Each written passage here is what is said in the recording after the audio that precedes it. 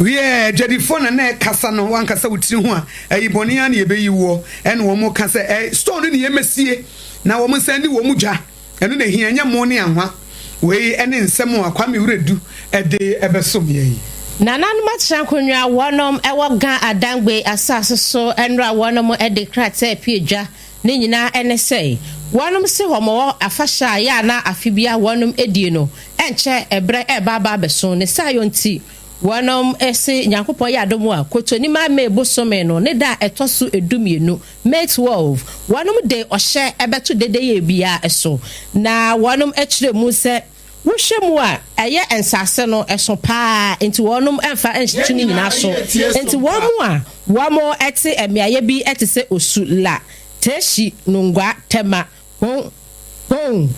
pram ningo Acheampong sa enkronkro yi amabo so yi de wanu mo hye no ebe hye ase June 12 na omo maka ne nyina ne de no hye ase May 12 said ye be ya won be boaboa wo mo ho na eye homo wa fa hye wonu bedi no wo matimi adi ne yi dede ye no ebi enese okwa ashale a omotwene omonsem mo begina ho no ma to him sa mo wi amapon afi eye nso wonum ebetwam efri May 12 no ekono afi nso wo be wade a onfa system ene monko a cool place no makwahye no ma wade afi nso wonum essay se ebia wankasa wo betumi edi udwuma bi se bia sport ene ade no nyina da efri May 12 ekono wonum etwam. There will be a ban on drumming and noise making within the jurisdiction of the Ghana state from Monday 12 May to Thursday 12 June 2025. Please note that as part of the Ghana Dangwe custom,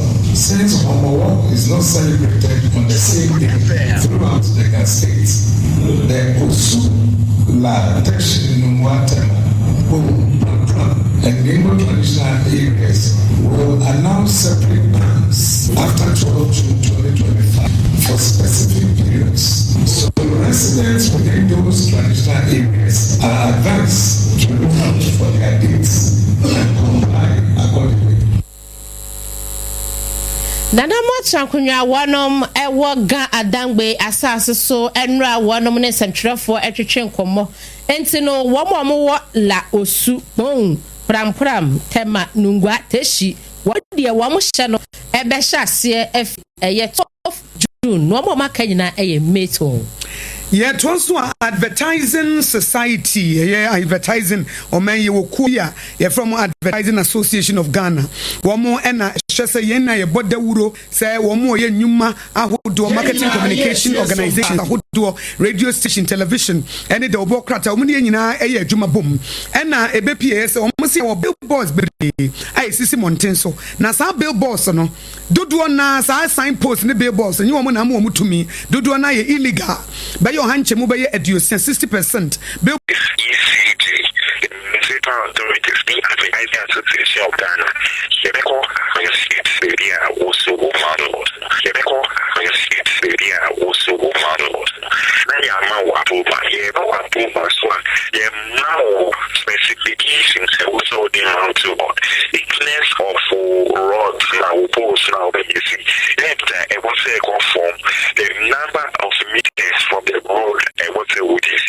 The boss woman to the about me is right. Every month you go inspection. Now you go now one meter say na ida ya fail. Problem you will see most of the water you walk or you walk Ghana. Members of Advertising Association Ghana. We na obewie no ene ode afutuo ma ban sa ban hia mo a boa ye na billboards enye papa enye mra kwan so na de asisi ho no ye betimi eto ase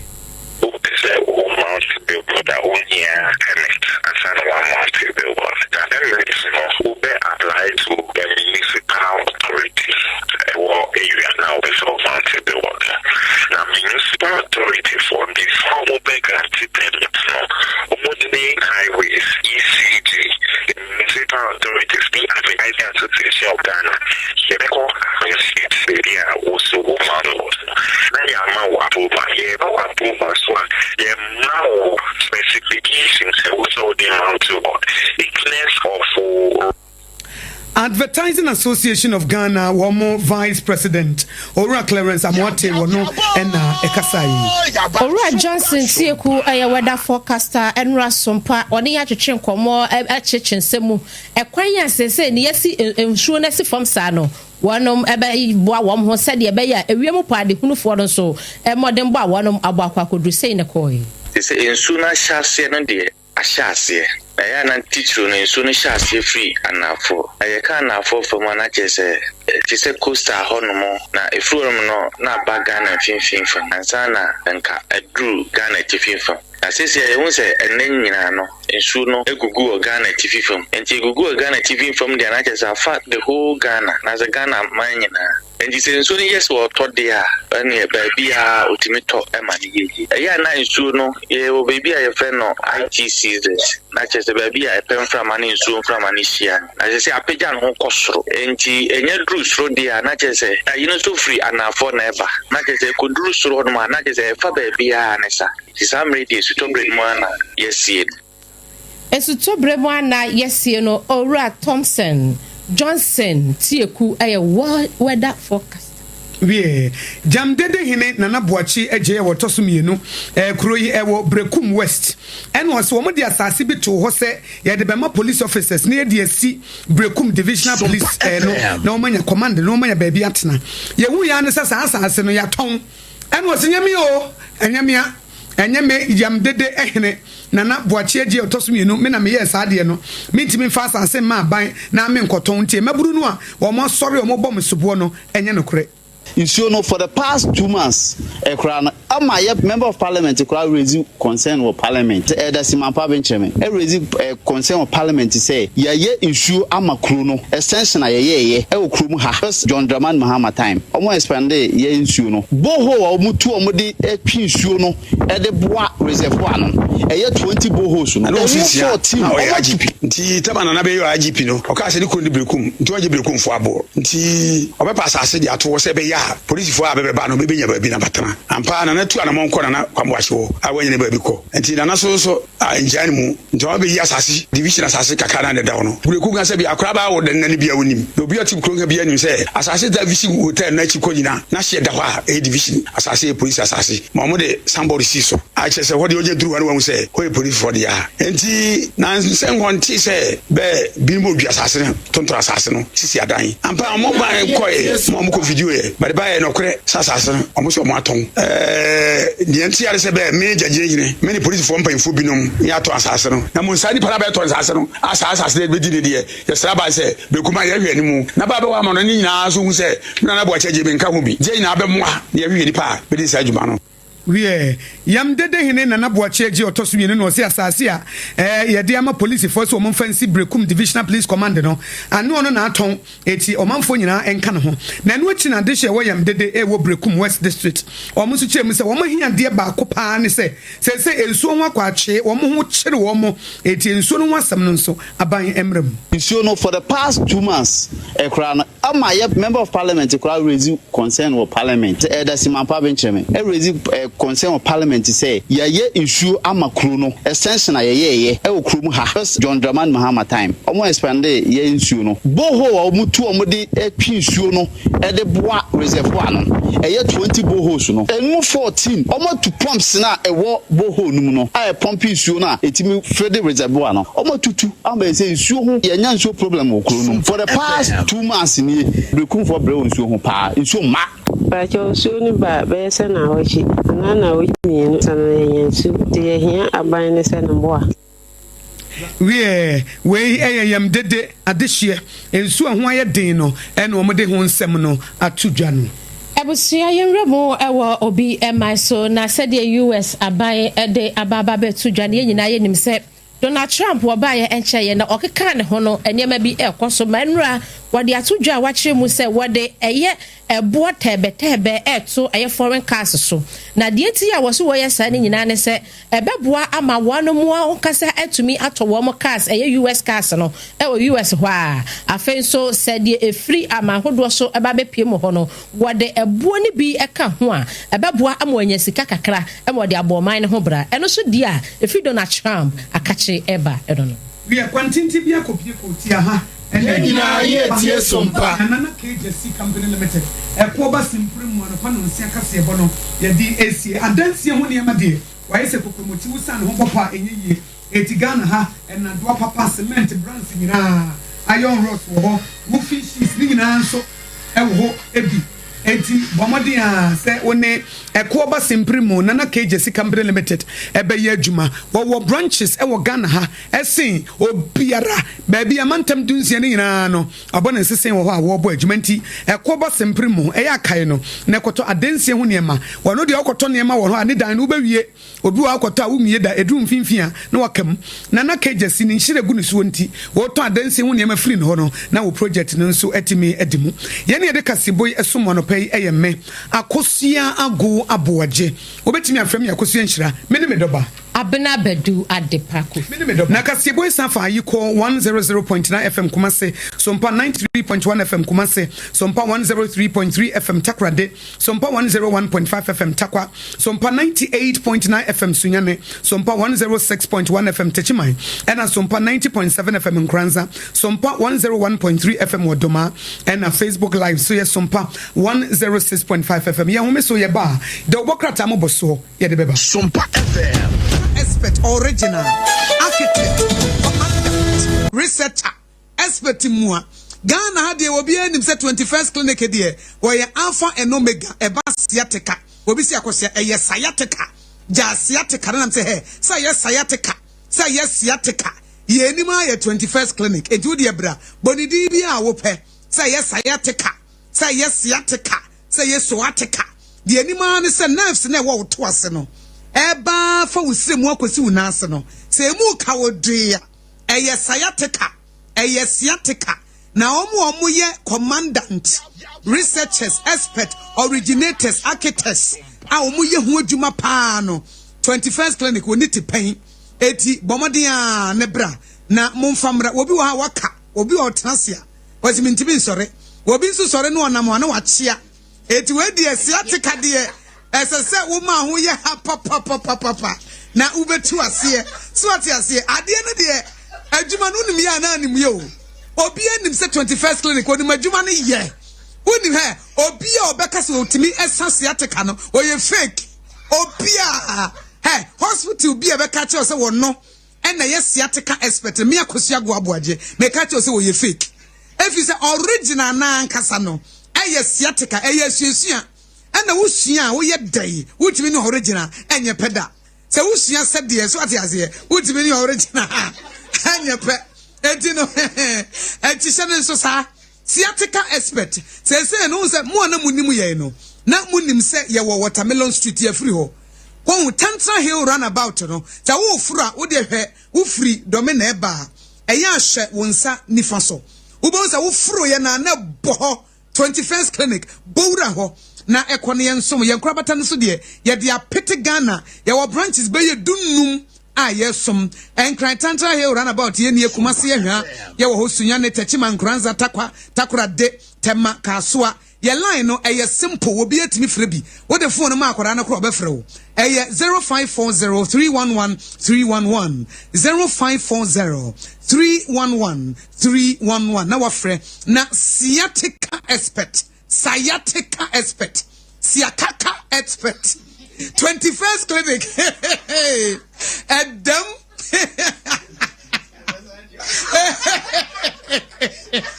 anyway sciatica mami call it 3 times sciatica expert 21st clinic how many times did I call you 21st clinic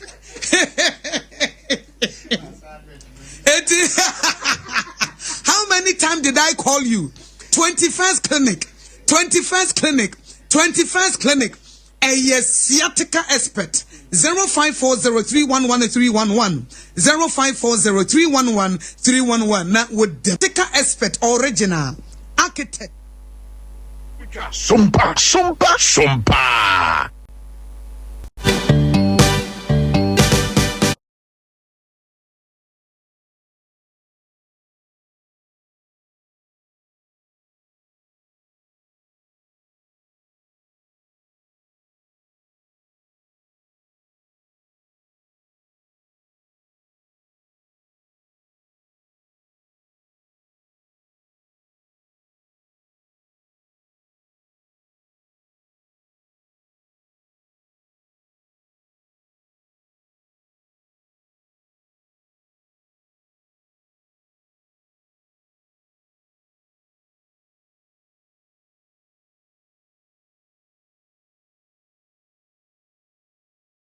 Chin ebiem yemobibia akwaba babia yedri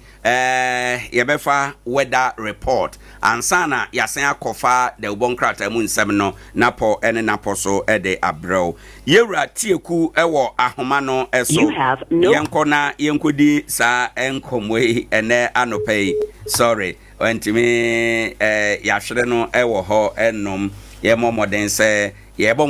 yebesan ya connect no biem yebeda Sompa 106.5 FM for Asebebre enkankane 21st clinic so asenema yede dwumadie no ebre wo baby a wo bia yemwatwen yemwakwaba na yenka wo se Adea Akye Abia na yehwe weather report na weather report no afri yensem ewo ha enom enti no yenhwe eno enso na yene no entu anamon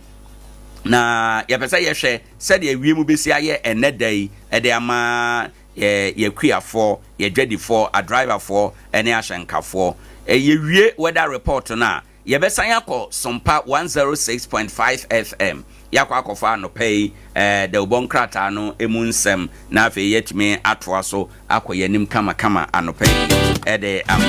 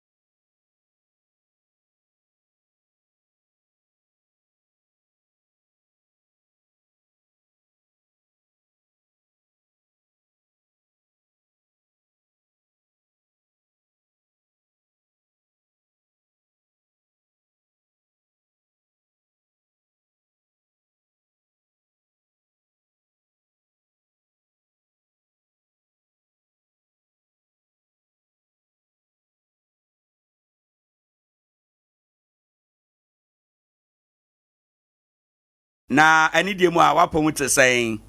Oba de adaroma na hoye Jesus monso mo hoye nyame adom ye hoye pa na aroma enanopa around this time aboy amane se osuo no ewo ye hanom na kwasem wano ensikura na nsuo no ebaaye akuafo ani age wona ehia nsuo adidwuma bia wo mani age bebre ewo wama ne bone udwumadie eho na ene nso yeto ani hwe wiemu a ewiemu beye saying Medasi na machia atiefo nyina bio ya hwese de awiemu ebesan ye Nkoranza mine ene Nkoranza 90 nyina mchia obi meni anopay ensu na nra egugu ye no ya na ija ye ebo anase munkum kakra dubo se ebo no ebe hihye na enche awia no bepie na so Judas and then they hear Judas and Papa heat in Papa from Kakra. Right. And so Judas was turning and Chikakra. And she Ariana dear Ababo, Nemo Meden Deno, and yet Judas and Tiadrum, the Nakasania din the bray. Right. And then you know, if you bears in no air chrono, so and soon the sense and then I'm what I say, we any work transition back to one more. So free indeed, effort tamale. From where the bar Kintampone, Yenny won Kwanza no, not just Yena about me, our Ghana for 990, and then so on more Kwanza Mansimwa. Right. And you may Konanajino or the Bebre. Right. Ira anope yebeda se papa ene unkita ho wa mane bo a wo de maye anope bia. Yes, madam. Yo. Ebisanfo yewura kwasiti eku na wote ne nkan ono ne boy amane ewo ha enom Bojibo Ventures Adaroma ene ye de bro yen join sister station Sompa 106.5 FM anope nkrata abadwa so mu nsem yenko emra Sompa FM live YouTube Sompa FM live na YouTube Sompa FM live we na ekire se bibia edadi pepepe na YouTube Sompa FM live no na se wo hwe wo ha wo be se de obokrata ne de dayanim a ye bebo ni nyina so etime doba abake adepa owaha obapa na ti say adumo antiako na ko fe na adware wo say hey enu abo short hair wabo short hair se mi suya uzia mi ani o na se me time mo short hair a long hair how would you no boedne Evajo, excuse me, the oh, say, who say, oh, what dear no? Yem penimua. Near young Calem. Young Calem was out to the board. Told you no.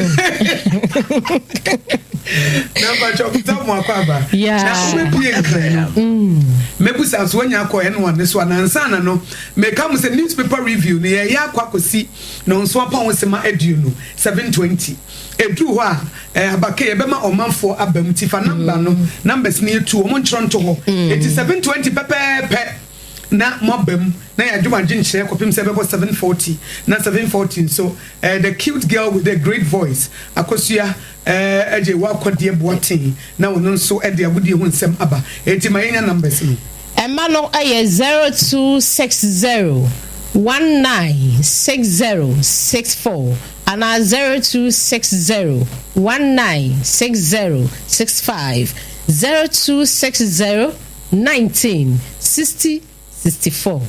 0260 196065 entin wo chro eto honom na kire se yenya aka se ye bie homa ne pe na wonso wa badwumedie ne so newspaper review segment no 0260 196064 and 0260 196065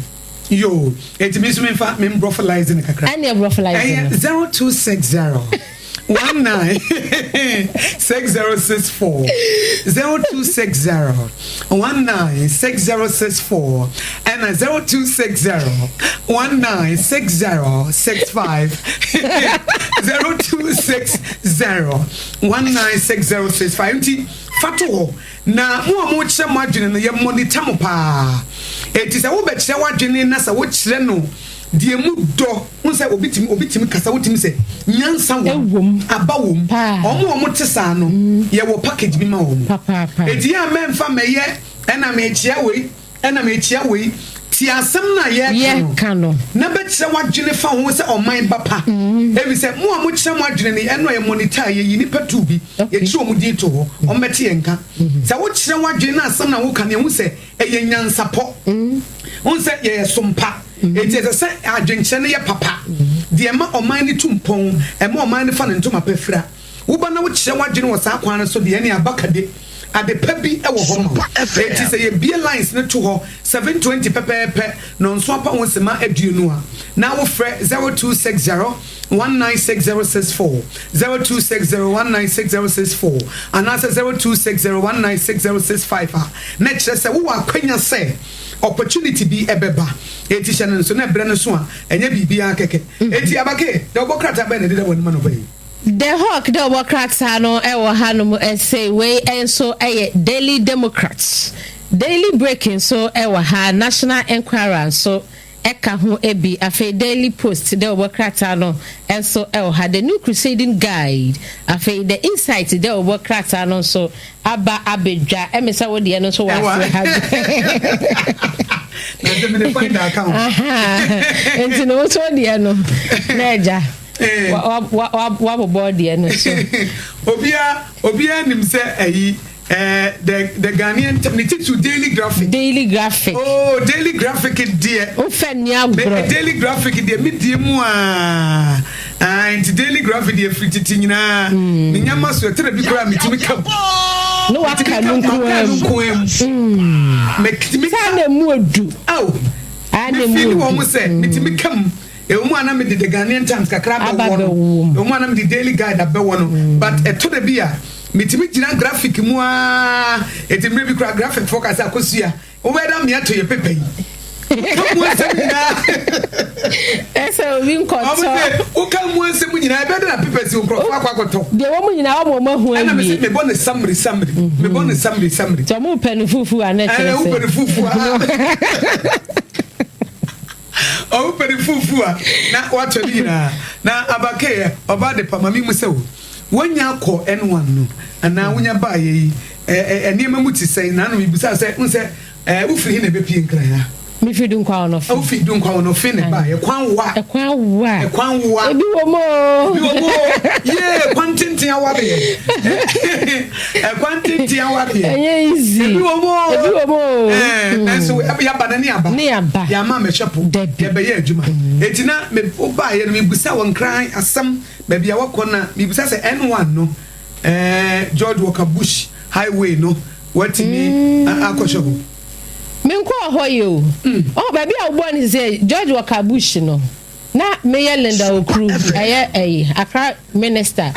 Who George Walker Bush kuru. E dina be say George Walker Bush ne dey. E say bia obi dini na wabo keke de ahye ho. Say bia obi na de George Walker Bush wo enkran ha. Aha. Aboni dini keke. But say unim so former president of the United States. Anti no yedinidi ena atuso highway ni so ene menko hoda ene N1 na dem MD buy o yesenkeja o de ebe ko ho ne ade abat nyampeke o nyampeke o enti epekia na enkran duane be na wadi wanya ayi enkran gobani bi edi ananse wanya kenke no ebi edi ne ayi shitobi ene ye fish bi a ebi akasaba fish bi ananse red fish bi and no buy no what tasty be hun sampa say enkran do kro no different from dupa ton gobe na wa mo serious adentina no mo minimum po na me chia nkofo bi wa kwan ne ho sa na simple ma chewo wuni ba bi e ton gobe o mo hwe mani ba akwa nim no mo sa ana gobe na me kan o man tia se wo hu no ana na wasa ka me kan na yi gari and beans eni ko se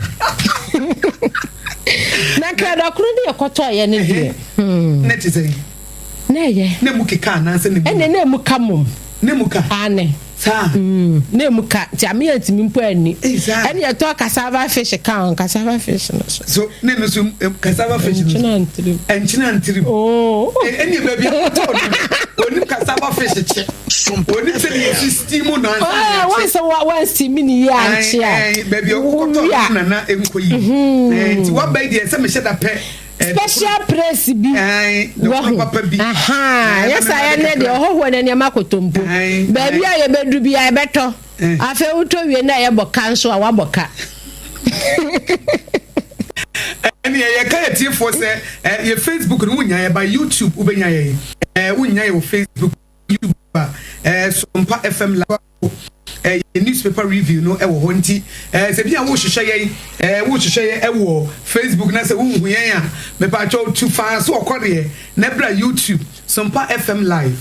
wo ba ye pages ni nyina wo Nkoranza Kumasi wo ho wo be hu Accra de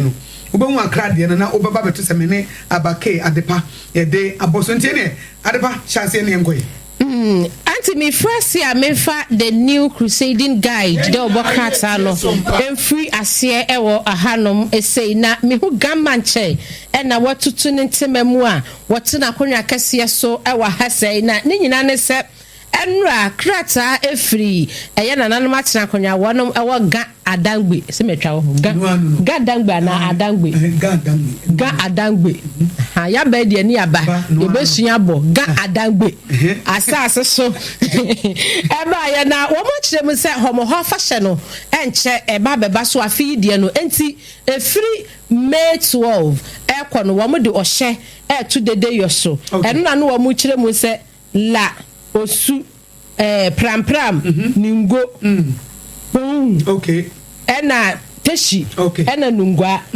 ehwa ne de wo hye no ebe hye ase afri June 12 okay na omo maka ne nyina de ne May 12 ye motwe ne kwa asole a mo beto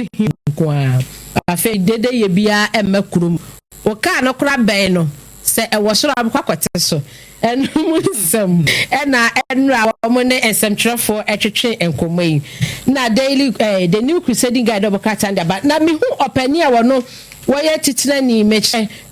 ni de ma NDC amanyoko no ha no say general mosquito say edunketia say kwa brante na asem wa waka enese one se wupie mu a said the small scale miners no e fight ayi akwatia NDC chairman nya asem ketwa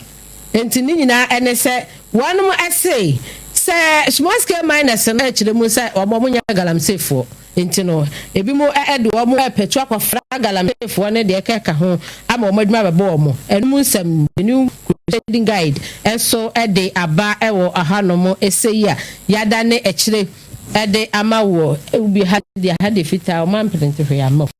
na enfifini hanomo essenso enaja wonom ede ababa beto eye montene akire mu se nyina ye nim se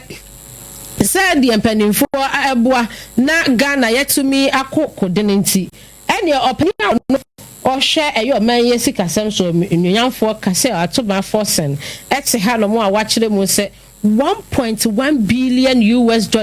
and a one share nim say one betumi ede akwakwohye eye enyama hodimu ama eye sa sector no enkofo bi bia sebu akwan bi so a wonom efa so edi dwuma ne nyina esu atwa no be kurosi bibia nti $1.1 billion dollars and a wonom ede akwakwohye mu ewo honom na owura nso a woda hei MPP amanyoko mu opani na wakasa yi a wakire mu se wamo de wamo ahwe se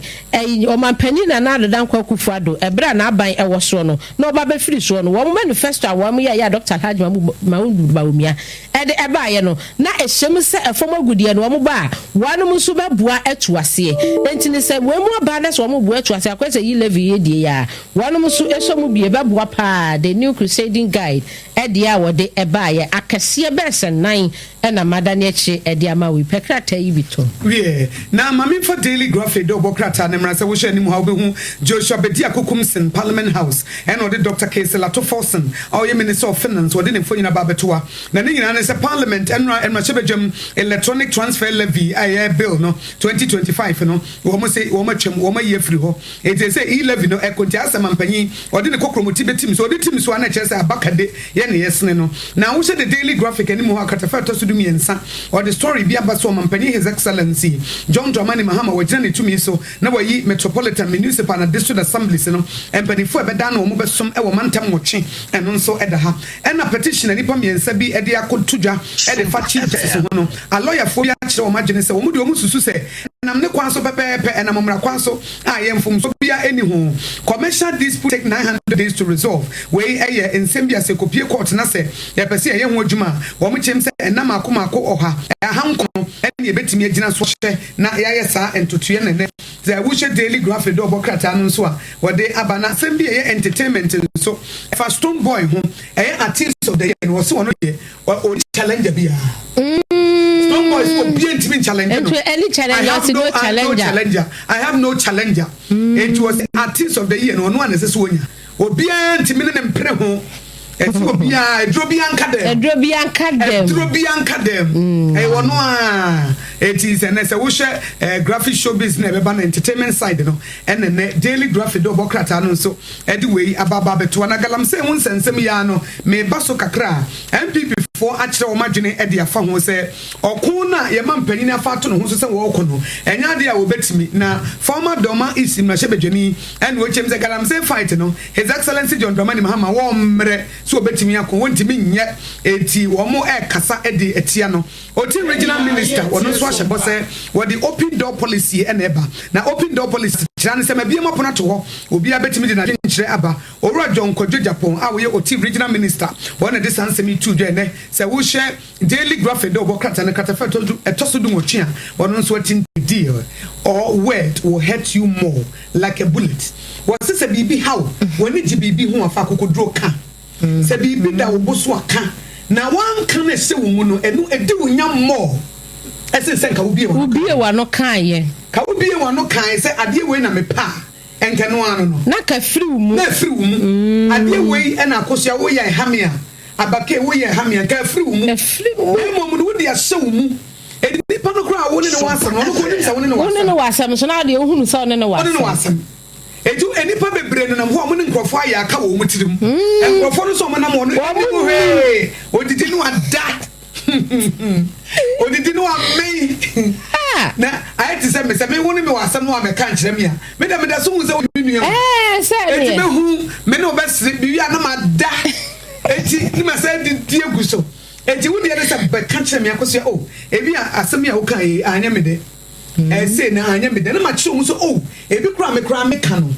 na ma jini ni so anasa na nye sana me pa kire because sometimes you misinterpret actions anyways on who say or your communication skills is so important about relationship month say kita wodi bia ebe koso a ejina communication so we communicate say nipa na wate ase say the wo wate ase no because sometimes the wo kan wonim say na wo kan nipa na be fa na say bi if say you na interpret statement based on a trauma any pain any near maybe a yafem enti say obi ye wade wo say bible crack say wo nua ye wade na wo pa kono nchen nane uya wanya unia back but obi wa onko ne nua no wo no akogina ba bi no oka eno en solve problem en solve problem nipa na akoka kire no kra no so beka akoka ne ada we wo no so akia no eti aden na wan kasa nyame wo yenyansafo wo se wo nua ye wade na wo pa kono nchen sa de ne Ghana for mama yensua ye because when nsua ye a nipa nyame asoma ne se wo mra wo life mu meboa wo no wan sha wo bepam no se wan nsua sa de no a nipa nyame asoma ne se wo meye moama wo no enam se wo ye petty enam se wo nye mature nti enam se wo ni emotional intelligence no wo bepam nipa na free wabrabom efi se wo se o ya de bi ena wo interpret say wo ye sa de we fi se wo mpewasem anase bia enani nye wo ho but bia nka wo ko ne ncha esi wo aware mu da obi wa wo friend ni kuru amfa e ho na wo se wani wo so ba foforo nchen the fact is that one pick call no keke no e ho na wa interpret fra me na one freni one fa idie wo na oba foforo se baby esu na bi kura wo adwuma mu ya de na so aye hye bi kura na fon ba bi ye hye no sompa na wo na wo bre eti ade bi ha wo ani die mu eya yenka na die kwan so wo nua me nkono gidi na ke ne complain na wo ada me fra one for there be sa wo ni obi o relationship ma respect emrem mani die emrem nipa no wonya wo ba nipa no wonya wakora etu ko abakai woni misra wo mbesa me twa adwene ba bibi so na no wo kan sem bi anya me de abakai akosia enya sana na me pa kire wo enti ase aye adwuma we move on enti se bibi hawa fa ho brasie wodum enti do se do everything in love na ko unua ho na ko kan na enya unua back na yemfa wodum enti na we ye daily graphic fa bibra Menfa the national inquiry so entwa so enfa emauna ba kupa wade eba ye mihu eye onwanyafo Sam Not George Eda Akye ha no mo a wachire mu se radio stations mako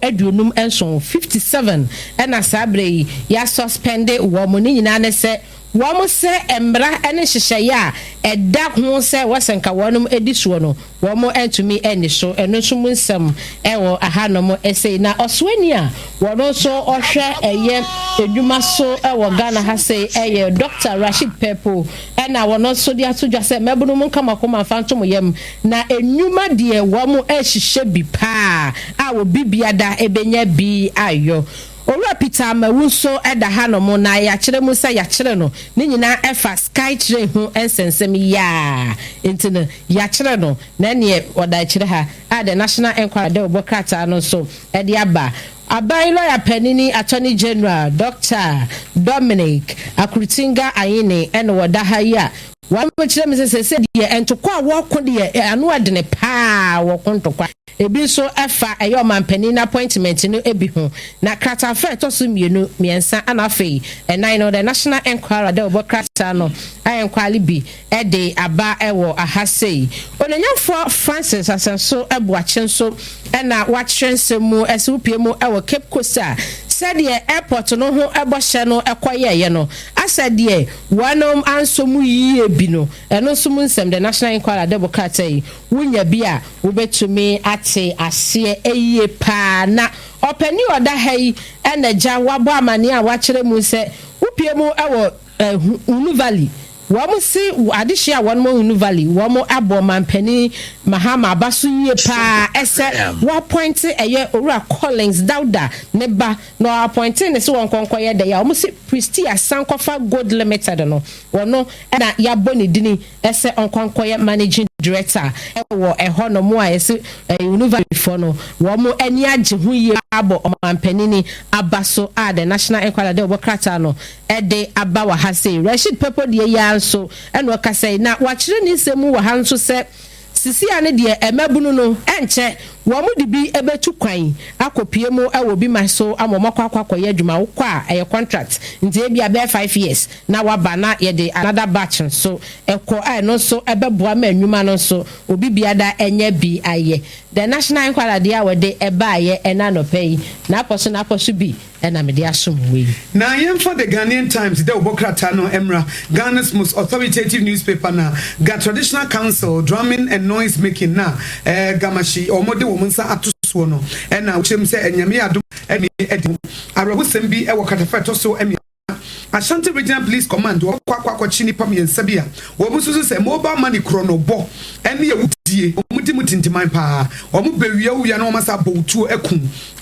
wo se ni pa miensen eye chance Kwame Danso wanya fie duonu miensa yetafa ne Kwame Charles ena na se Miami oni nipa ba akofo ni dia ye de bone nsamra ni be mienu aba wo kromfo eye udi ni nso ampa yesi wo mo ba no mo bewia wusika na omasa nso botu ekun de wotoso bi mi Philip Fojo wanya mfie aduonu enkono Samuel Demen wanya mfie aduana mienu na ya chi wo March 21 ayabo wo sobo abrantie bi nso okowi a mobile phone so mobile phone so obi botom no nso kotu yo nso bo so me nan ene ese yemfa no ntum no ofiri mu fia watimi de atu no hofo na sa fosama no ye tu ase kura Honorable Mahama Yaga wada ha sei majority and minority woman didn't show me the adwuma for 11 and no so what they aba now Honorable Nete George Sam George but also the Hawaii Minister of Communications and Digital Technology and Innovation and was say ministry no the obeto ye no 6 billion Ghana cedis debt and da ho 6 billion Ghana cedis debt and da ho e ka ye kukuru e dia so ono ministry no oba e ono so ebeto ye eno no na omampanyine abedi e kire dada Dr. Mahmoud Bawumiensu to anamo eko edum blue light no kopie ho no wo mo eja hye wo mo niam adworo ba ma o makwa ho hia mu no wo mo ekocheche nkomo de medi wie e wo the Ghanaian Times the katafa so enkono and was majority leader your Honorable Mahama Yarega wono asema wo dia to dwane say ye mampani John Dramani Mahama ye fa ne talk and do wono wo si adeoyo wo kan wo yo etu wo bana ba so se ne bo sha wa hye nyina nso wo de eye dwana mi wi an so ne nso ba ko bi e wo katafa so edu minority leader Honorable Alexander Afenyomaken and ono nso uchire mu katafa so do e wo the Ghanaian Times say abanya ya nadwen se wo betie to mo fa wo die ne so nkosi aga wei etimi mu wo mabam enko mo mawure mpo na ka mo shirt aban dwene se ne wo ye no wo pa won chi MPP fo nyina entum they will still rise and eno chi mampanya na motu a wotu e fa Chief Justice ho I was the Council of State e kwacheche ho nkomo no eno nso se wo share the Ghanaian Times nso a e wo mbi Daybreak the Obokrata no se freedom in truth and also eno omra na kase a wode eba ye mehu asojafo empanimfo pa bese num na omoda he efa Land Cruiser ho sensem bi a wo mo akere mu se Land Cruiser yi baabi a na e wo se e wo no awo ho na eche se we no eye de ayera ya enti wo mo abonkyeremu ese sankofo numi emfa sa Land Cruiser si emra na sei na beto odwa se asa the DSTV ye na ye use DSTV wo ye fie wo mo emema messages bi se wo mo ebetututumu ni ade empanifo abonkyeremu se we die was empanifo a wonom ehwe eye amanebo na afa digital technology so we die Sam George wo die mu a mumram esanse asa de obia we ye nyina nim se DSTV no enye Ghana ha na ewo enti no se ewo ha na eja nyina yusu bia omo hwe no omo no omo ntena se kwan kakra befa so ye nyina so bebo ama ye ho ato ye sanse ye yusu ni de ni eguso ye yusu a enti omo hwe no omo no omo ntena se na omo mpa ne poma sibire papa bi no omo nya ntumutumu by heart no enum nsem Daybreak the Obokrata no e de aba ewo aha sei na memfa bako enwom ewo aha no mo ese na se de nyina ye nemu adubu aheho sensem ya so ewo aha no mo a wo mo akire mu se de wo mo grant ni bail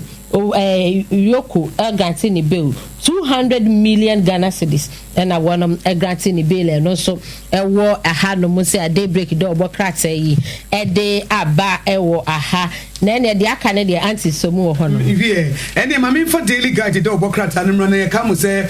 bono so apa hosima edu 720 pepepe ye be ma mo kwan ama mo de madwen kire aba number say di adwuma na 0260196064 0260196064 and 0260196065 0260196065 na mo de madwen kire no aba na ya to so pepepe se de be ya ebeboa ebra no so apa hosima edu na maba daily guide do obokrata na me say ka obi so wetimi ahye e wo YouTube e wo Sompa FM live Facebook de wunya ye name YouTube obenya ye YouTube e Sompa FM live obo Sompa FM live ye nkrabata ni nyina egu ho ko Accra de no so click so obo ho say ye so ye adwuma na daily guide asema wo de aba ne say the E-levy gold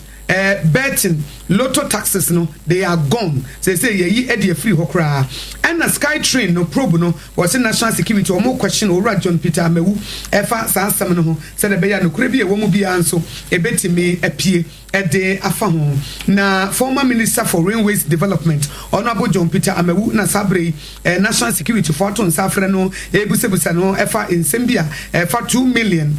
US dollars bi a mo gi sky train project no ye hu kwan efa so a si eye na April 30 D-day ema akwatia emrahye eti ye be hunu say Supreme Court no ebesi gina ye ede afa ho efa insembia ye de koba no efa contempt ho na wogina so wo so ye bra sebejafo wo mo edi wo mo eduma na ye to aso biem wo daily guide no emu eno asade abase His Excellency John Dramani Mahama was the Council of State wo here wo mafutuo e de afa Chief Justice anipa miensa bi atrokrata aba Justice Tokonu say yenyi ne to ase akonya ena mampanyini da obokrata no a ebo hu dawuro MMDC is be yeduoso ba ko a wo yi wo mo se wo mo enya adwuma no eno ho asem nso eda ha ampanifo ka ho asem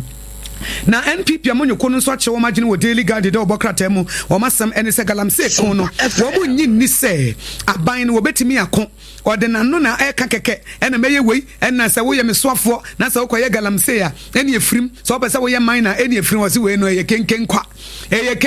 wo de wano dongre bi ngo mampanyi dwananum wo dwananum akwa kusise wo ntimi nye wo mo we no wo ma we no all angle all dimensions wo ma hu se ade ne de galamse kon no MPP for say enya de amampanyini obetimi akon wei the daily guide obokrata no asemo a wo de ababesum ye ene ya wo de ye gusu a ye ka ho asem yi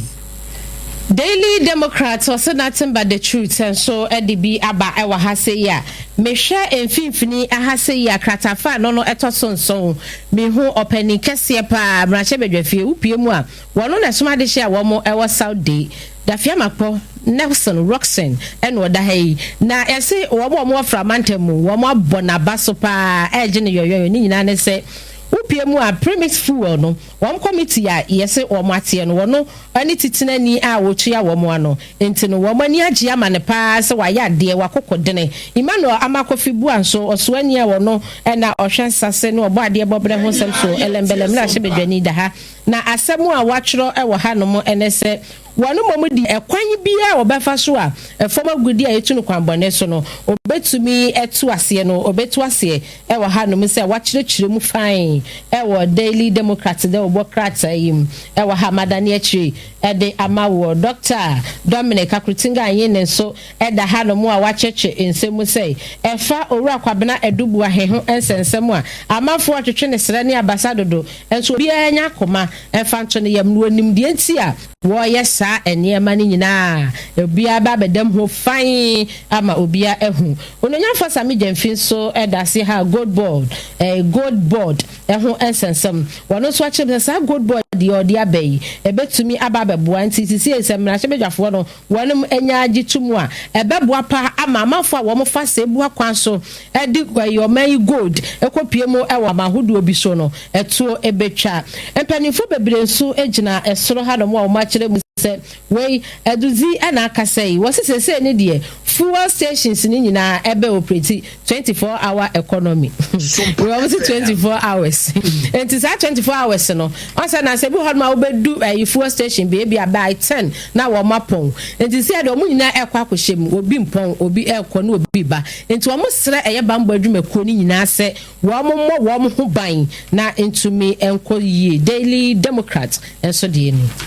na mami for Daily Post de obokrata na mrensem bebre ne wo bo ho dawuro na eduji tamaklo wo de na ba beto a wo chim se four stations no said they wo kan 24-hour economy no wo mo nhyase no mo fanya adwumanti wo mo nya security agencies no support so mo bebo wo mo chido mo sa kwan so am eno agina emra sebedwafo nso so wo hye de obokrata ni nyina sa 11 na ye free ho no wo mo nyina e ka ho asem His Excellency John Dramani Mahama so MMDC for wo yi wo mo wo hye de obokrata ni nyina e wo mo na asem ba ko bi wo ha Professor Bokpen me ankasa me former lecturer e wo University of Ghana Legon wo da animu ha sei na wasem a wo de aba beto ne se wo se wo hye aban a tax reforms ahodo a wo si wo di eye adwuma no Professor Bokpen say wo gidi se eye papa a e betimi aboa ma niema agina yi etisaban ye san hyehyeye no a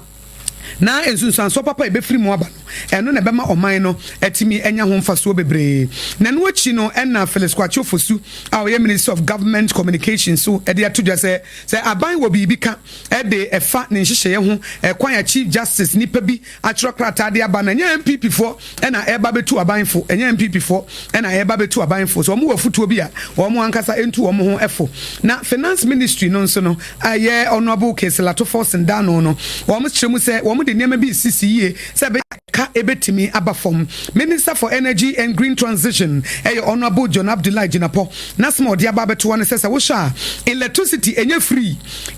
se wo bia benye biafa eti state institutions no bomodian se wo use kan a wo betua se de emufuo tua no sa nso na abanyuma hoto state owned enterprises no mo betua mo de pepepe na ahye ama oman enye sika na de aboye ho bra de me di twato e wo the Daily Post mo katafa to so enso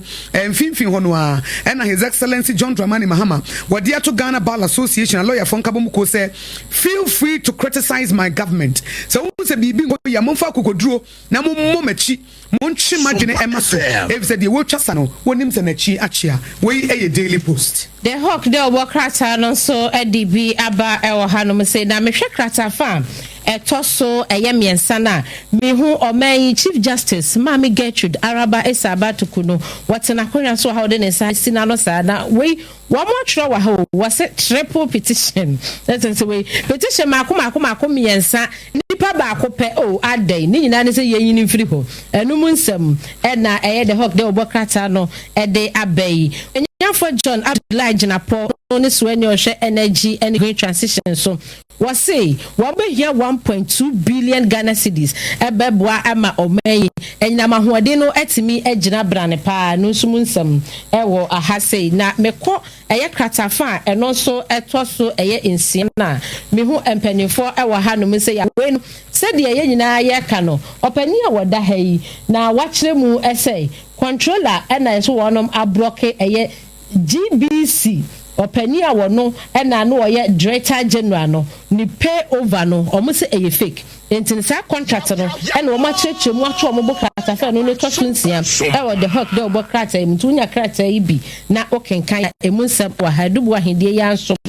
ewo ahase yeja wono so abo ne nsemu enchiremu asefua so no da hei eko Vincent asefua na oda ha no mu ya wono so acheche nsemu sei wono mom de esade yeja eniama ekono ebetumi aboa a bibia betumi akoyi a edubu ahe ensam no mu nyina ni de akire ensan sei sebi mpradu ya okwase ya na ese yedi menua yendeme nti wo de edom kuma no mu nyina etachire wo mo hwe se wo mbekokondene na bibia nso etimi akoyi the hawk de obokrata ne din na memfa the new finder de obokrata no emra na the new finder no so say the mekan de obokrata ni nyina no abake sa wo sha in levi na ye free ho no obia e ka wonsem obia e mo ho dawuro say the see tintiri nyina wo be hu bi wom na wonim say na no nsuo toye no ye te say ANC mo ho no be cars sisie no abejire gu omo so omo si solar panels na omo say ka bia e say ye bia no omo be nsiesie ama damage car bia no on be insisi na me say esefata say basa fi say me kwakwa kodidwa na makwakwa die mi ade a ene na esefata 74 ebetimi etu ho na mo na story bi a ewo the new find the mu no was say Ghana ha no say wo bi adwuma e din o say wo bi adwuma e din so be adwuma say wo ye entrepreneur e wo kromu ha frustration a one crop for the bema no na ya na e nwanwa say awo de ye so wo mu so na ya nkasa kromafo de na ye pese ye tete wo mu de ye begina wo kon ho chese ye mfa ne man sisi ye se na be ye bema adwuma na wo bie no kura ho ahe wo ba sa foreign na bi ba na sa wo ba de a enhwehwe ni mu e be so na so pa enhwehwe ni mu ne the tax exemptions awodo ne de ma wo mu ba se local businesses chese ye your man obi na ka was a witchcraft say Ghana news and a yonko Ghana ni bedi ya na ye ne ya it is our power and also our authority the obey ne say obey use ne power no na what dia how as you na ye Ghana for at the end of the day no sa de na what dey okay won come party ho and am empenasem me ni free kasa busua baako oya santini oya igbeni oya nkrani oya sese ni eti ni din kura me hu ye kura ye mahi asantifo mu ye mahi enkranfo hu ye mahi enfantifo hu ye ebi mu ye so petty say onya power na ode ye ne matantan say baby akwada a wo throw tantrums akwada say ye won kon empanifo omu akọ leadership mu omu ye nkwada babies woman emotional intelligence until me look beyond a tribe until me look beyond a political party and you know what mine ho enti sa petty oh my dear ye wo be na come grown babies in leadership grown men and women who are babies in leadership woman nyini but nothing come wo ya kwada kra obi wa say to me ba ye what target will be if you say nipa ne kanse bi anya ne de na obi ane wonya adwene eye maturity obi ane wonya adwene onyankopon kro tibi ka say come and reason with me onu kro enya me no say come and reason with me brana and for adwene kire to na me so me family de ento ne enhwe de o ka no kure as we grown up men and women who are babies throwing tantrums na they are in leadership want me funny ne tribe onto ho nkrofo we de omo sa tribe we omo ye mehi it is nipa no kwa ye competent no ni madwuma no ya won for opportunity ne mma no Ghana ni na bi adwuma o say me ne no wo beef bi obi timi ka say me ne no wo beef bi 5 years ago it afa na me so me party aba it me so me kire na bo be kire wan wo ye nyankopon ha wo be kire obi wo ye nyankopon onipa na me say abake say de nipa si e mobo no ya na ye hu ne sa no eya na ahomit nipa wo betimi asori anopa na wo ho ye pompo bi betimi aba bebo waso ho pompo bi betimi abebo wo minim na afi wa chese untimi nkasa eniema ma nipa ye mobo doso wo betimi asori na afi ona kra ye wo ya na untimi nsori no wetia so enti nipa mobonti ya ye mre ye ho ase on se wunya tumi ya nyame na adom wo tie Sompa ono na power ni authority na ekutana na odi bia ma wo don't abuse it na mfa nkotie tie nkrofo ye die so fi se sa nyame kro no a wode ma wo na si hini tu hini o obesa age ena sa nkrofo na ne wu wo na wubu wo ma ne bitia no wubehu wo mo da achi bia fere eti ebese babies amoye grown up men and women in leadership no mo mature sabe you look beyond your tribe nipa ne betimi ya fama na no onye no man ni yie one on free me party on free me busuam on free say you too petty na yenhwe efise no na ma businesses bebre e suffer eti enche fa ba ku bibra na yema etiefo nso we make say a word to a wise obi beka say it's in enough where the I was Sompa aha na anya ne mapanya futu papa enti the insight and so DB aba na Vincent Ekwawasefo ade ya na meken otafo mra hye na wakire mu wa ha o sa ose eye emra hye bedwafo na wo mu nyina tu wo ma no ebi mu etu wo ma no akwakogu eye edubu ahiasam no se ko no nko ade anka wo mu nyai wo munyai no ono nko anka wonko enum energy insight de wato ne bo achechire mu ha sei pa na Johnson Esiama governor de ma Bank of Ghana emra shebedwa eto ensa efre no na wo mu echire mu esa enka ukwa de atwa mu na wo so bepie e ofie ho no na wo mu bisa no se de beboa na wonto omate ase fa 2017 banks bi a collapse ye enam so emoman ebo eka enom nsem the insight enso de aba ewa ha sei ya madani echi de ama 24-hour economy ye hyase e fuel stations ahodo ya nso eno so aba bepie ewo aha esei ma Sarah adwoasafo enka ne do mekwa benya na hyebedwani ete aha sei odaha eye opani a wono kane no no na eya chiame hina no mrahebedwafi Professor Aaron Mark Okwei enso edaha na ne wa kyerɛkyerɛ nsɛm pa ma me adwa Sarah Safo a kyerɛ nsɛm mu sɛ committee MPP amayoko ne te yomde ne tua no sɛ won hwehwɛ mu na wo mo fa de nti ma wo mo awe ye ne mra no owura na ko won sɛ atumi no sɛ oba eba do me kwa benya kora no o ma wo mo resay poto emu stem na the insight de obokrate de aba ewo aha no mu essay akese bese 9 na madani echi de amawe anti nti essay essay di na branch say the obokrate mo boso no ye di si ane de modwen kire no aba eti sabre the line say di adwuma no 0260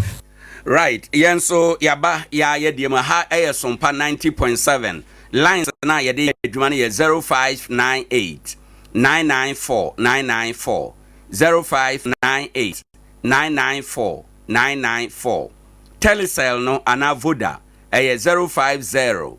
205 7003 050 205 7003 ofrena wabaso ensama waboboso ene anopei ewo deubo enkrata no mu no obana wababekere wonso wadwen ewo ho de wena ka wakoma pa nsema wo maboboso no de wena apesa wo kire wonso wadwen pa sede a oka ye no wo mo hwe wa wasama obeka to asomu wo achede kese ampanifo de ebema daache enti no wadaroma anopei o frena wabaso ababekere wadwen 050 205 7003 and 0598 994 994 0598 994 994 na wabo uram a enkomo a ewo edwa eso ye no edi ene anopei ewo eha enum na afi bibia etume akonkan kama ede amaye nyina MC for no enra omampani abobodin abankrata no emu enti bomoden ase obepebi na wakenkan na watie emu ensem ya kira dwen nkwansa de no yewura Godfred Dapa ono ena onyaye eno ewonkrata no mu ene anope Levi nura abind the krata ana parliament finance minister the krata akọ parliament ye twam nti akase omampani de nsa be hyase nti nyame ya adoma ye tete se bia wuku ada ebei ena omampani de nsa ebe hyase nti ba bia wo bia no nsem we nyina ewo de bon krata no emu ubetumi afre na wabaso na waba be kire se de wadwene esi eye wo ene anopei ewo dwumadie no so ade nya ache ade bia ache a eye mu nsem ena yede ema wo enti bomode na frɛ na bra bekere wonso wadwen ewo de bonkratam sɛ de ye no anopa bia ya bonkrata mu nsɛm no so ewia ya ma kwan na wafrɛ na wonso waba na wabekere wadwen ewo enkrata no emu sɛ be ya bibiada ebetumi akɔbɔkɔ ede ama ye nyina na MC ye ba emrante nko a emrante ne maba wa nko a enti omo emra meye adwuma emfa ensom yen na yewi a yebedi mu nkomo a yebedie no MC ben na wo hwe nipa yabo ni din no suban ben na wo hwe se wode beba akonwa eso meka se suban a yahuna MC fo bebre de na wo pese oye no sononko a ede yempuntuo ebekọ enkan wenum nyina no efiri nkrata no mu wadaroma mayentie wadwen kyerɛ sesia ewo dwumadie no eso 0598 994 994 0598 994 994 sister mame list no wadaroma list na yede ebeye yede okay it's okay sister yaw it's okay mame hwe hanom nti wo hwe bono easter list na aba no bono east de no sene east ofumyi Frederick K Nkroma sanso ena obehwe sene wester yewo Kari Fuseni afe Pru East Dauda Abdul Nasir Pru West Samuel Acheampong Kentampo North Isaac Donko Kentampo South Wilfred Zuri Nkoranza North Patrick Ifa Nkoranza South Godfred Dapa Techimai North Johnson Kwabena Adum ono so ne de no na chese ayide na ama Techimai metro no eno ye moye dia kanane e friend no Techimai South no eno ye maye because Techimai ye omienu ye wo Techimai metro ena ye wo eye Techimai North enti no bono east no yes akaba akon eno ye moye ba ye mfanto nye baabia no mampani abobo ni nyina baabi wo ho ya bobi ye jabi enti ha no yes Techimai ayinim south no na say metro no enim nti eno no nso eye dia ye hwe but ni nyina chi ye twen no number no ada so edamu ubetimi aba befre na wa monitor if wahwe enche yebefa agudie mu nsem ede aba be so na ansa na agudie mu nsem beba no yebese yeje wadwen kyere ewo ensema abadwa so no eho de wonkrata mu nsem no 0598 994 994 system mame ebra announcement no baaye no yekọ Nkoranza North kuru a yefre ho kranka announcement no baaye no nipa tusi kurom ebo se yentie kakra se de na obo wo ese no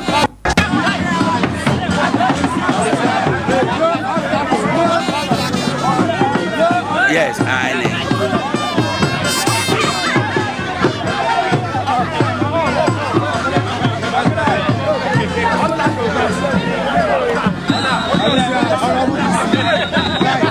okay enti we enora ebra announcement no baaye no yewura Patrick Ifa ono ena se wo ye Facebook no so a o share atade tuntum akokoda ne kom na nipa atwa ne ho ahia no o mede no fa kurom a na ye bonu ose omani ade yes kranka for bosa o mudi se ya kam ya ye se DC for no ta free kranka DC o twam na anu ya Peter se for so no so free kranka ena we nso sada krankafo ebose no I am assuming say wo so free kranka na ebra Nkwansa announcement no baaye no so no Nkwansa so ye hwe ni si ye kakra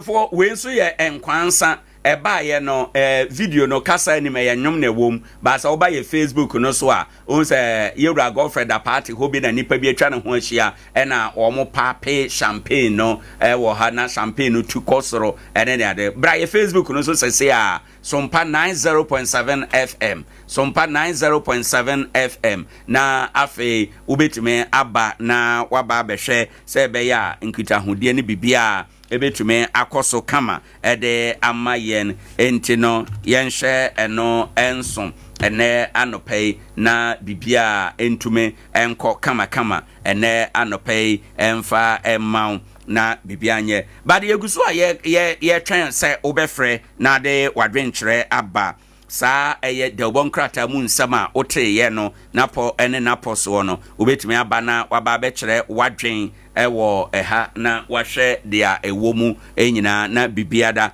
etume akoso kama ede amaye 0598 994 yeguso a ye twen wo frɛ yeguso a ye monitor sports no so enche bia ya de bebro ama bibia atumi aye kama enti no ye nhye no so nkrata mu nsam a ye gye wadwen kyerɛ wo ho no parliament wo mo atwa e-levy no emu na parliament anya atwa awie de aka wa akira wo mo bɛyɛ ne sɛ ye de kɔtɔ mampani table so no mampani ede ne nsa hya ase ansa na adimu sɛ mra yetwam afiri yemayi emu eno enkrata no omobobo so ensem sanso ena yewura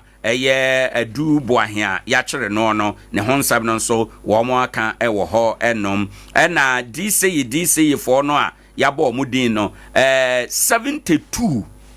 ewo 8 regions ena yabo omudin yewo 16 regions enti 72 DCs ena yabo omudin every 8 regions eno nso yaka ho asem ne aba nkwansa ha no etemosen name no na eno ne a o expect eno de na o twen enkrata no yabobo so eno nso no ubetime aba nye 11 no nko na o matwamu bet lotto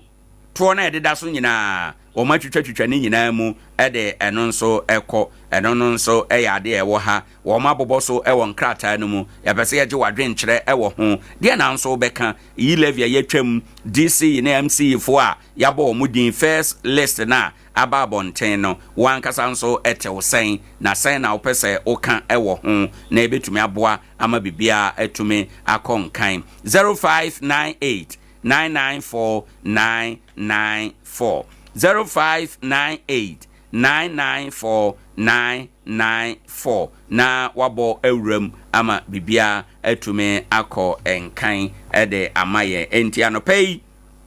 ensam na yede agu ekwan so eno no yedwumadie no mu nsakyera ya yede aba no ebia yetie ensam no ede fi fikasiem Sompa 106.5 FM yetie newspaper no ewo ho yaboboso nkrata no Daily Graphic say Ghanaian Times say yabobo nkrata no so 11111 saa de mawia na yaba na wabefre ofre na wasema obefre no twasomo wasema obefre no ebokoto dwemu sabe kafra etimi pia brabo ma ne kọ nanim a eno mpanifo be identify o dachin omo ebe ma wa kyede ne nyina no eye kwan a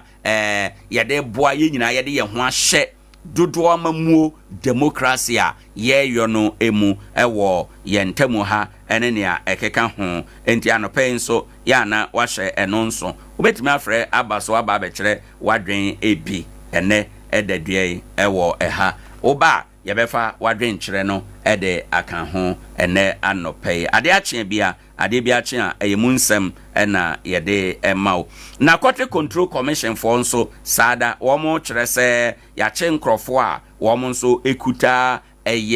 enubone ewo ye mamu MPP for nso woma ye nsemkyerofo nhyiamu womo se obi di bone a yedi nasem wo court enye da ubomu ena yekokodi nasem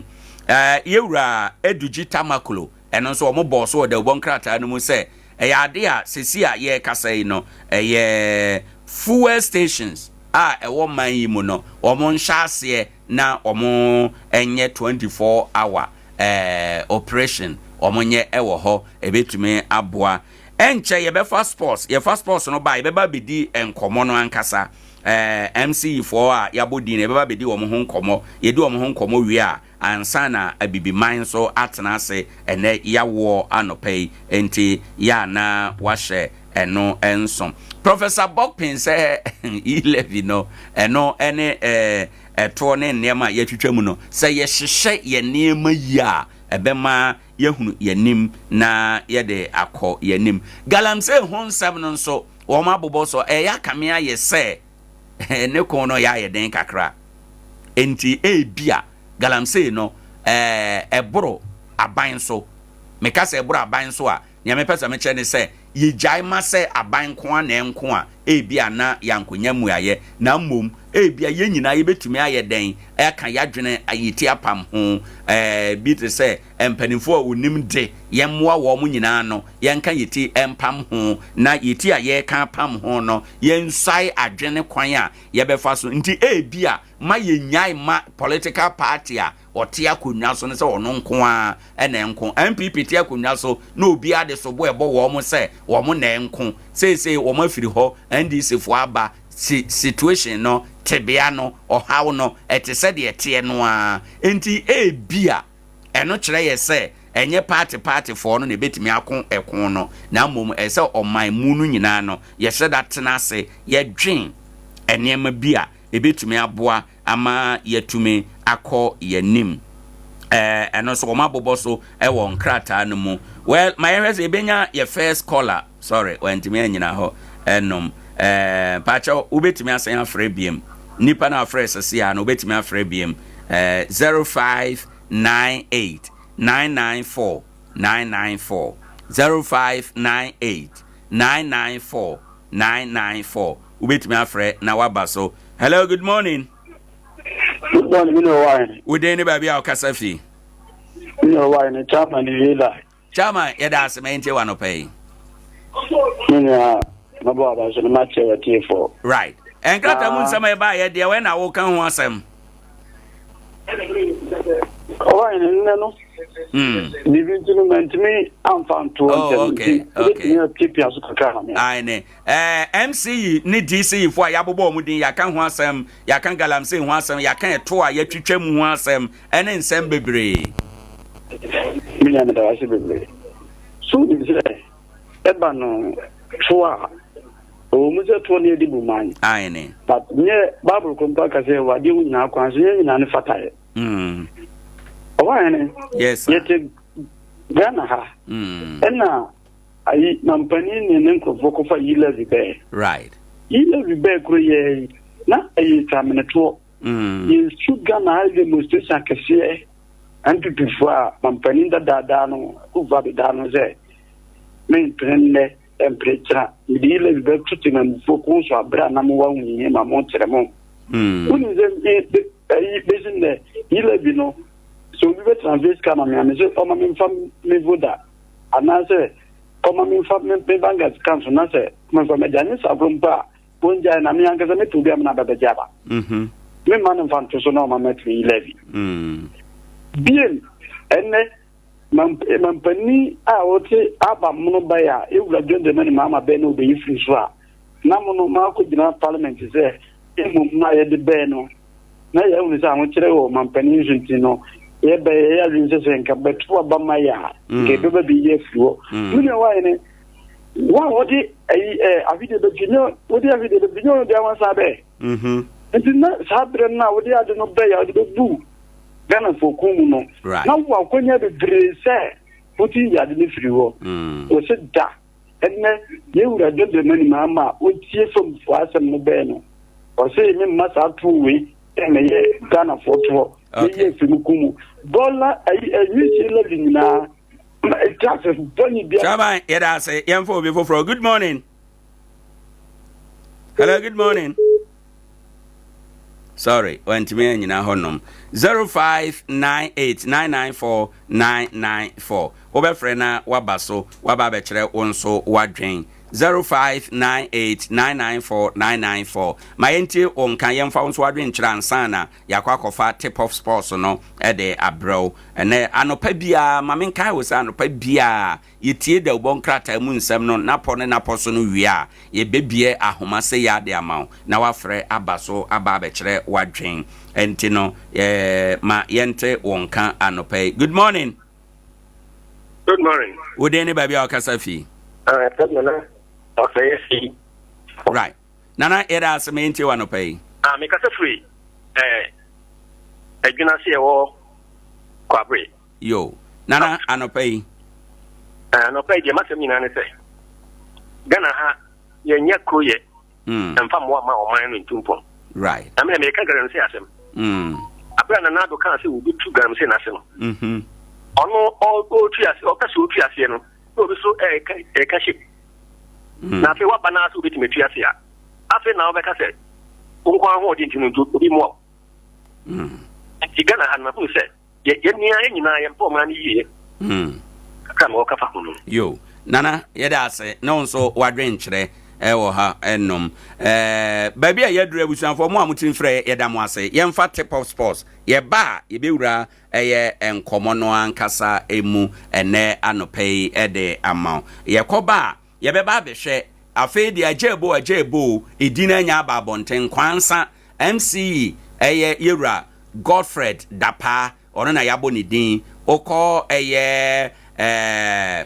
Nkoranza North nso a Patrick Efa ono ena yabo ni din yebeba bedi sa nkomo yi na yahye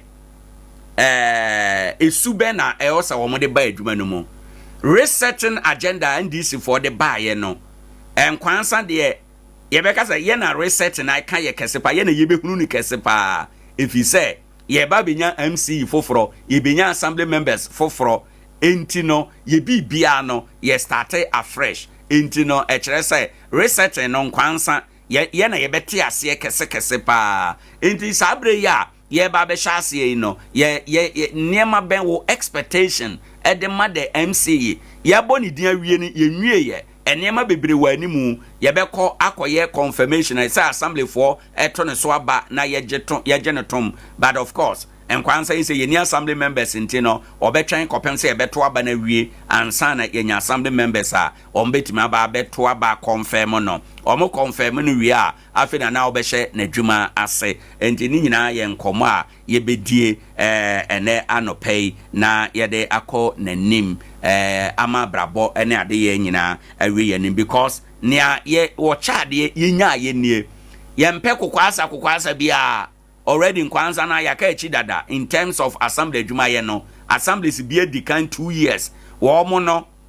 a wo dikan 2 years no mo assembly members enti enora ya bodin hwie bei in the next 2-3 weeks bia on betimi afra assembly meeting akoye confirmation but Nkoranza ye de na etesen ye ntumi nya ne saa jesa ye twen e ma ye koto aba ko yi assembly fo ansa ye tumi aye ntini nyina no amanfo e kɔ no na ye ka echi anamo a edi kan no so ni tietina ohunu enti no assembly members nyame ya adom mo a ye beyi mo ye yimu wie a ye sere mo kɔ abaton so ye one touch nkoto no preko emfama nipa no na ometena ase na onhye na adwuma ase onye adwuma man Nkoranza man fi se already no yaka echi enti no eni kwan se ye sande entrekese na bibia edile echi ayaka no ebium enti eno no the quick message am de baba nti ye ba ye bewuram of course and so ye yawada nti abibi man ewo ho ye de abibi man ebebro abibi man no ye dwumadi so no nko a ye de eye mpensem efa abrabo ne asetena ahodo enyina emu enti ye nhye eno ensom na afa bibianko ye go ahoboaso a ye bekọ akofa eye tip of no abro ba ma menka wo say eye weather report anope ye de brew ye nya delay kakra ne newspaper no crash ye enti ama ye ntimi acknowledge sponsor adwumaku a oso yasene ma ye de weather report brew no Bojibo Ventures say anope to make na shia no baabi a obehia no ewo Nkoranza di nkrase obeboa ama bibia atumi aye kama ewo ho enum nti no ya ahwehwe na chi akwan woni no eni nkita ho a ebetumi aboa na bibiada ebetumi akokama ede amount Bojibo Ventures say enei freno 0209335595 ono na oso ya sena no pa bia mayede weather report ebro yemfa tip off ye basisia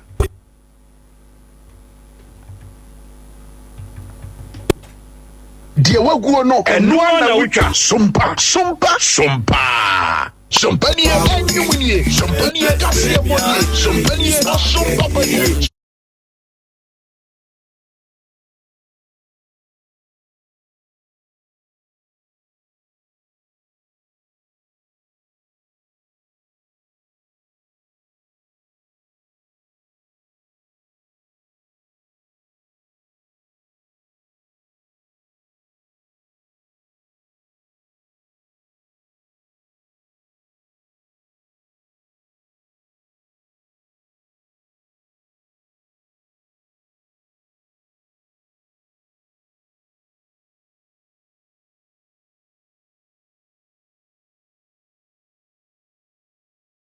Facebook no aye Sompa 106.5 after so bobra mu YouTube no one more and also ya Sompa 106.5 FM ya anya samketo na wonim say abribia no ye tenase say no a ye de Fiscal no edike gugu de ma wansa na amonanesem no yatumi ade atoa so na ye hyase ade free the blasters of Ghana e wonom de hyase ade free wonim say enche bia ana Ghana ye kwabo World Cup qualifiers just ye no Chad ebo ye ewo Accra Sports Stadium me patro sa game no wonim say the blasters of Ghana yatumi win 5 ya Chad and to me ante enu achi no ye kwa Morocco and Madagascar national team no enso to me kwakwasi akan e ma ne ye Ghana ye share 3 Madagascar and to me ante bi na sa 2 games we no ebusua na ye crucial at the blasters of Ghana wonim say before World Cup qualifiers no na Ghana ya bo AFCON qualifiers chesem kunim dia tumi ankwankwa ye de ne di ntwose poto na nyasem keto amakura na coach Otuwado na Ghana fo nim say papa no wada form say team won team control players no etina magidia e was a Ghana fo ye tumi nya wada blasters of Ghana mu no na enyoma no ya tete dia sign na me patro record bia me seka say coach Otuwado papa no e bodo say World Cup qualifiers won sada nya de ne modern bono e sada enkwankan bia sa esa say wo hwemu anano kura no ye kobo 6 matches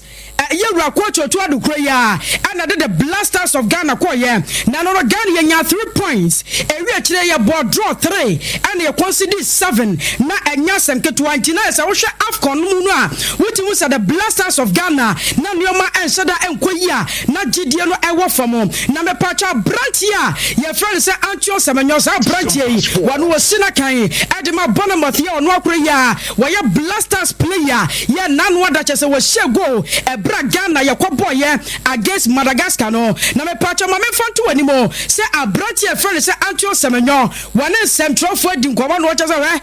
Brasta ne de ogidie o mo ne performance no chese eye tare ye nya sem keto wo se wo no kire wa pira wo mpre so na kire wa wu ya chese wo dada kemu na no kura no wo benyane no baba bobo no de ma the blasters of Ghana say wo hwase ne team no ahyase a ye pekede kro no a na se nioma nyina atumi koye ya wo no so no e wo so otimi ye bia na the blasters of Ghana ye tumi nya win e wo ye games ahudu mu. Yeah, it's an honor. It's an honor. I always want to be part of the national team. I feel like the only thing that will ever stop me is obviously injury, of course, but I always try to make myself available. I always want to play for the nation. It's been a dream of mine from young, so anytime I get called up, it's an honor. I think it's been good changes. I feel like everyone's getting on together. The cohesion of the group is good. Everyone's warming up to each other, so no one can say a bad thing at the moment, and I think only time will tell. So we'll just have to see what the longevity looks like, but it's been good so far. I mean, every fan is going to have their opinion, and they're valid to have that, but I feel like playing for your club and playing for your country, you've got to adapt to the players, you've got to adapt to surfaces, everything's a bit different. So I'll just say, just give the players a chance to at least show themselves over a number of games. It's not just one game and you judge. So just be behind us, just support us, even when we have a bad game, just support us. That's what we ask for. Sia way a branch friend say Antio Semenyo ya tenen kano na enu achi no wasane central focus ai na watch say wo hwemu pa no ne performance no chese nioma nyina de na kwa so wano nioma nyina timi kwayie adema the blasters of Ghana na no kura no blasters ya performance no wase nya no ani o ye be kwaye nim kura che say ya Ghana fo ye nhwe sa de nanim. I mean, I definitely want more goals for sure. I think any player that plays in an attacking position wants more goals, but I feel like it's been some decent performances, some not great performances. But I mean, I'm quite humble. I know when I've played well, I know when I've played pretty bad. So I just say it's just like a steady slope. It's just been very average, and I feel like I can still give more. So I hope no one's judging me from these 25 games I've played so far. But yeah, there's more to come. Don't react, to be honest. I'm very chill. I try to take my attention away from the game, just keep myself busy, whether that's playing PlayStation, doing something with my girlfriend, my brother, whatever it is. So I try to keep my attention away from that, because if I'm thinking about it after the game, I'll just be frustrated. So I try not to think about it too much. no so no abusia yewura ancho samanyo sa brantie yi wakoso ne samkyerofo edi nkomo eno no ana samkyerofo be sane se wo coach otu ado a papa no asemra bi atwam na ne moden bo no enhyeda enkoyie bi asa na obecheze o Ghana for dream bi amontomo ase na papa no kura no wo hwemu a AFCON and the modern nation World Cup qualifiers in the performance in your good and your tight. Yes, every crown was Shasia. What the prayers no Ashasia engage. I think we're trying to move on from all those losses and all those draws and those wins. I feel like it's a fresh start. Bisan and Samoa, because this will be me, you know, Mapinoa, elsewhere to media go one more. Nanoda Central for Baby Sanua, says a Wushamua, AFCON no, and your man to me and Koya, the National World Cup, no dear, the Blasters of Ghana, Modern Bono, and to me, Kwasuri, Papa, and players here, 7 and 1 Mashasia, 1 Musa go, Adama, the Blasters of Ghana, no, which was a Kudus Wakaho, and what you can none what Thomas Pate, one also did 2 goals, Adama, the Blasters of Ghana, and to one Shani Modern Bonua, and we bet me a Quanisan was right. One of our man of the match in AGA, what person when your player, at just of the match, no, or GBB Abosho, what you player, what your man, just I know what GBB, and the can't tell so the amount of Blasters of Ghana, Yankropoya, Domna Quanyaneba, we bet me iron side.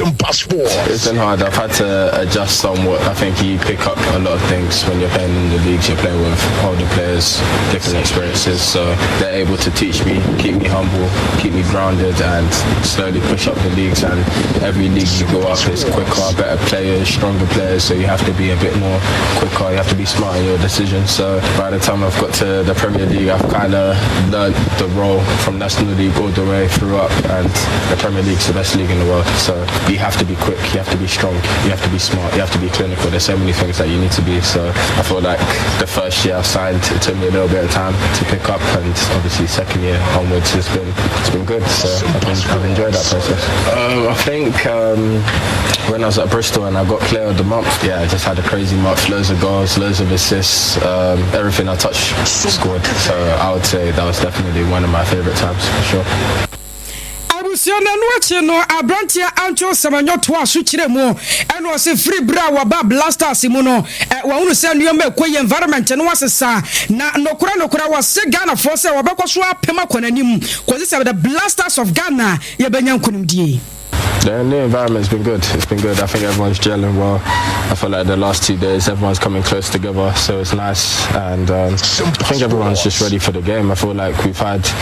a tricky time, and we feel like we just want redemption. We want revenge. So these 2 games coming up are very important. We want to go to the World Cup. So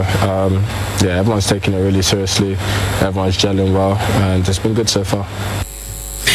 So where ya branch your friend say ancho samanyo no na ya free ni semnimu na ya bawura mu awo mra shebe dwafie nim say another finance minister yeru akesa to force ni wanya kwanya akwakasa ye awo mra shebe dwafie na no na wo che say betten tax no abai no washase gua na motuo so sade ya baya wo betumi kura ye free wakura na Ghana for so ya somadwe ye. Speaker, if you are to look at the income tax amendment bill, lotteries means a scheme where rights are sold to take part in a draw by lot for prize including betting, gaming and any game of chance. Right, Honourable Speaker, it is important that I make this point. Speaker, I make this point to clarify that lottery in the instance of the income tax amendment bill includes betting, gaming, and any game of chance. Your way of finance minister, you are Kessa to force and they're telling Kano. Now, what about the Blasters of Ghana? One more management committee, no teacher near one no Adano, your Dr. Randy Abbey, one also saw one central for Dinkomo, and a watcher sports minister, Kofi Adams, Papano, Bomo de Papa Passan, so Baka Crayano, Sanya was with the Morana, Blasters Muno, and Yaniji. very, very instrumental.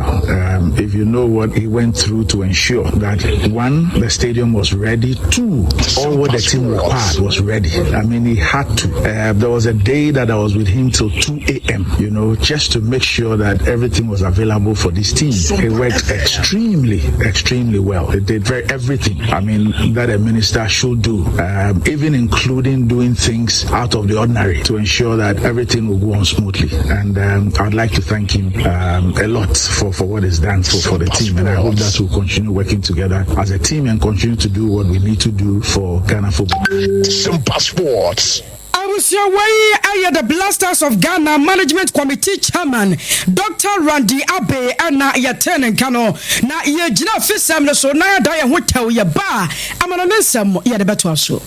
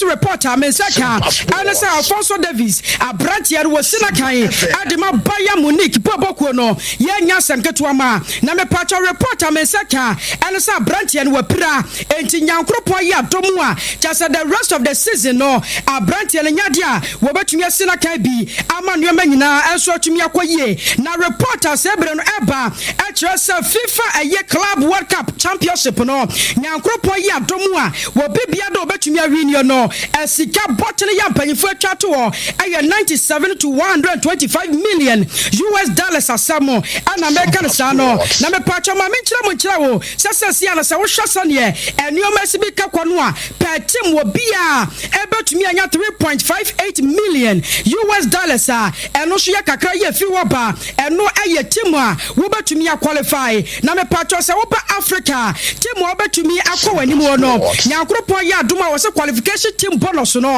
ay 9.55 million US dollars ya no ele kakra ye free wo ba wo powra mo e wo Asia so a wo mo so de no ay 9.55 million US dollars me patcho North Central America so se wo to me qualify ya e no ay 9.55 million US dollars after Europe teams I would no e no e range from 12.81 to 38.19 million US dollars e no na kakra ye free one more ya de ebra ye tiefo na me patcho ntia me seka ene sasasi ane se wo hwemu a group stages I would no wo to me e winning bonus no aye $2 million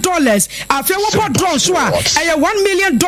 na se wo qualify at the round of 16 no a aye $7.5 million ya cha sa nya sem ketua wo bowura mu e wo quarter finals no a eno ye $13.125 million ya kakra ye free wo ba no me patcho semi finals no $21 million and of finals no and also $30 million just free waba na to major world cup no e de si wo now say kinkim na wo gini nyina dikra say twitwa me patro sika won sabatumi aka e $40 million ya just no any sika botany free one mo ba just anya semketo akura na ye gira we so na just ya diamono ne sem no ne nyina da tumi akwa kogudia ba wonim say abrebia no ye bo won ka ye se no wo twibo say kenu a ye kwawura mu e wo awurade asemu na ye di e time so pepepepepepepe say ebe wo show bra no 7:59 and abo e wo the studios of Sompa 106.5 FM e bu say ye sore nkonya so wonim say me din ene akosua ajewo akwade boaten ma me faseda e ma chese me producers awodo a wo mo ebo me chidom school fees wo no ahwe ye nuoma nyina enso tumi de koye de ma menimu e wo segna me so ma me mbo wu sa na nuoma nyina tumi koye na mfanye mo samba e je school fees wo no atifidie na chi ya chese Facebook ni YouTube no na wo de ebo me chidom afa Jeremiah na afa wo brempon na wo mo so na ebo me with voices no na me editing ni nyina no aye apam dada yes the apam dada wo no na chese no wo hwe na wo bo nuoma nyina de ama me kama enti se brande ye sore so akọ na awurade asem ye de ato aso.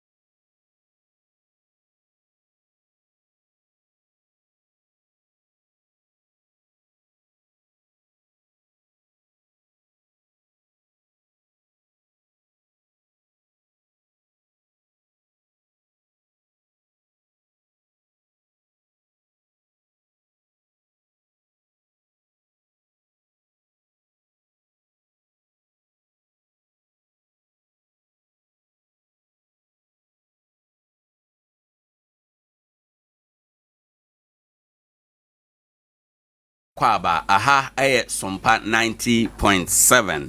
na yekofa tip of Edebrel unim say anopa bia yefa kase ebo no wi a yetoa so efa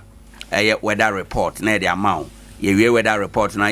yetumeka akofa de obonkrata mu nsam na ye ba ya befa wadwen kyerɛ de aka ho ansa na yakofa tip of ya ba ye de mu ye beten koma a edikan na firi ho ansa na ne ya woi abibiman aba abetena ase wo ha enom enti no ye nhye eno so enso ene anope brother Philip atena say wo fia already enti no ye be sha ase na ye di nkomo no kakra na nkomo no nyina gina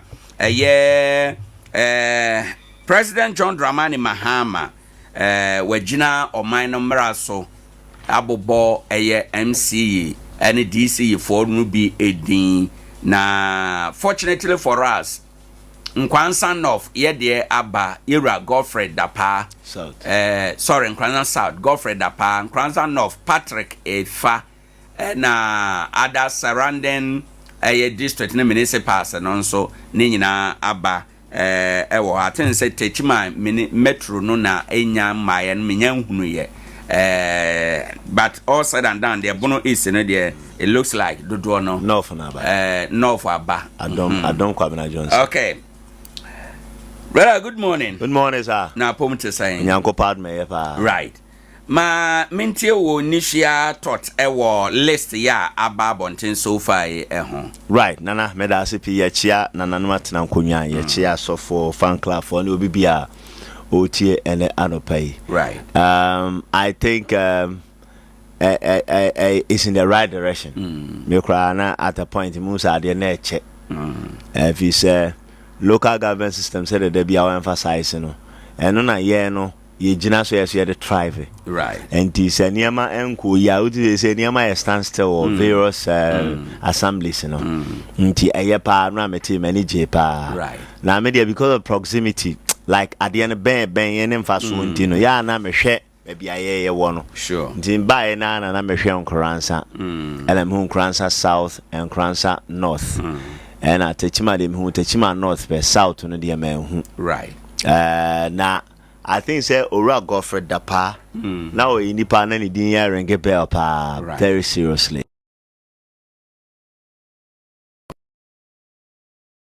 No mu chirim say with the nomination ne de ya na say omo MP sitting MP area ha